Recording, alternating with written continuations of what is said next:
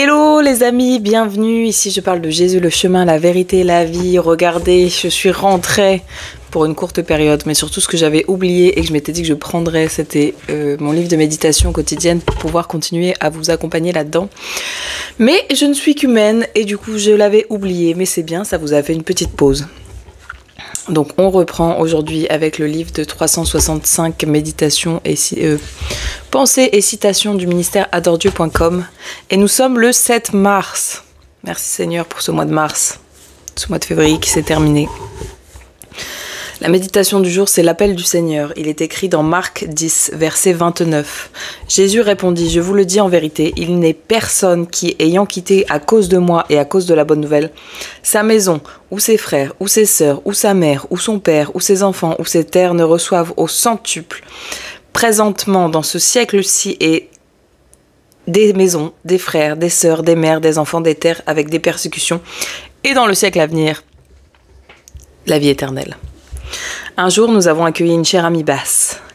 Elle nous raconta comment, après avoir pris sa retraite, Dieu lui demanda de quitter définitivement les États-Unis pour s'installer en Israël, alors qu'elle n'était pas d'origine juive.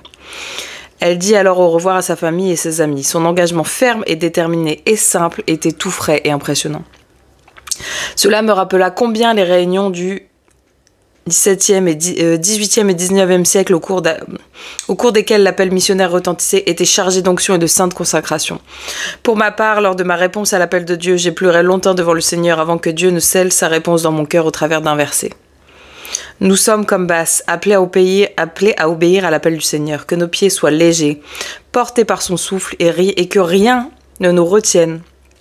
Aucun péché, aucun bien, ni crainte, ni amis, ni famille. Bien souvent, lorsque Dieu nous demande de tout quitter, notre vie de confort veut nous retenir. Prions ensemble. Père, je veux te suivre. Je te remets chaque domaine de ma vie t'appartient. Citation du jour. Ne laissez pas une mauvaise saison de votre vie vous faire croire que tout est perdu. Amen. Je vais regarder brièvement celui-là pour voir si on le fait aussi ou pas.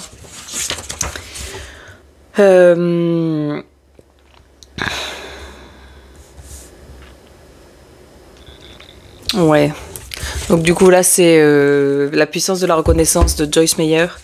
Le verset du jour c'est Psaume 13 verset 6 qui dit « Pour moi j'ai confiance en ta bonté, la joie remplit mon cœur à cause de ton grand salut. Je veux chanter en ton honneur, ô Éternel, combien tu m'as comblé de tes bienfaits. » Dieu est lent à la colère et plein de miséricorde. Voir Psaume 103, 8. La miséricorde ne se mérite pas, c'est pourquoi c'est une perte de temps que d'essayer de chercher à payer pour nos erreurs avec de bonnes œuvres ou en ressassant notre culpabilité. Nous ne méritons pas la miséricorde, mais Dieu nous la donne gratuitement. Soyez reconnaissants pour ce cadeau gratuit. La miséricorde passe outre les règles. Peut-être que vous avez grandi dans un foyer où les règles étaient nombreuses et où vous étiez punis si vous ne les respectiez pas. Certes, Dieu veut que nous gardions ses commandements, mais il sait de quoi nous sommes faits et il est prêt à nous accorder sa miséricorde à quiconque la demande et la reçoit. Si nous apprenons à recevoir la miséricorde de Dieu, nous pouvons être miséricordieux à notre tour. Les gens ont terriblement besoin de miséricorde. Prière de reconnaissance. Merci Père pour la miséricorde que tu manifestes chaque jour dans ma vie. Mon désir est de t'être agréable dans tout ce que je te fais. Même quand ce n'est pas le cas, tu m'accordes quand même ton amour et ta miséricorde. Je te remercie pour ce cadeau gratuit. Voilà, on se dit à bientôt.